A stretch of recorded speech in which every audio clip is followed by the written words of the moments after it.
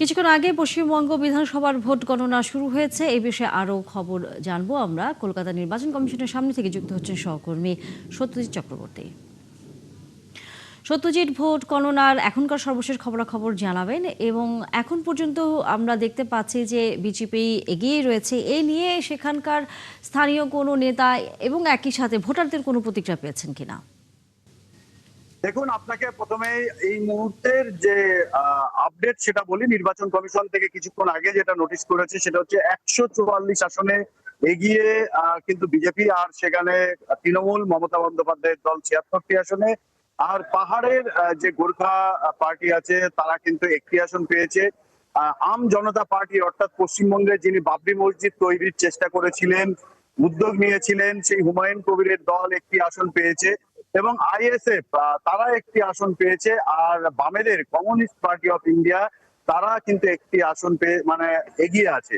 তো সব মিলিয়ে আমরা যদি দেখি 216টি আসনের ব্রেকআপ নির্বাচন কমিশন দিয়েছে, যার ভিতরে বিজেপি এগিয়ে, যেটা আমরা সমীক্ষায় দেখেছিলাম যে একটা হাড্ডাহাড্ডির লড়াই, কিন্তু যেভাবে নির্বাচন কমিশন যে ফল প্রকাশ করেছে এখনো পর্যন্ত এগিয়ে থাকার, সেখানে কিন্তু বিজেপির থেকে প্রায় অর্ধেক আসন পেয়েছে তৃণমূল। এবং যেটা বিজেপি শিবিরের তরফ থেকে দাবি করা হচ্ছে যে তারাই সরকার গড়বে, আর তৃণমূল আর কি তরফ থেকে বলা হচ্ছে এখনো গণনা অনেক বাকি, সরকারে তারাই ফিরবে এবং সরকার তারাই গড়বে। এখনো পর্যন্ত দুই প্রতিপক্ষ কেউ কিন্তু হার নিয়ে কোনো মন্তব্য করেনি, দুই পক্ষই আশাবাদী তারা সরকার গড়বে। পাশাপাশি বিজেপির তরফ থেকে এবং প্রশাসনের তরফ থেকে ইতিমধ্যে বেশ কিছু উদ্যোগ নেওয়া হয়েছে।